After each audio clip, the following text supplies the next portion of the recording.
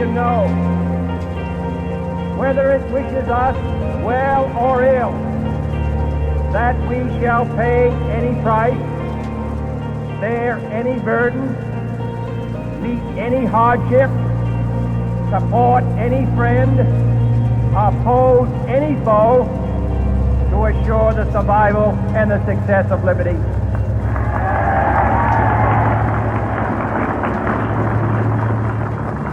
This much we pledge and more. To those old allies whose cultural and spiritual origins we share, we pledge the loyalty of faithful friends.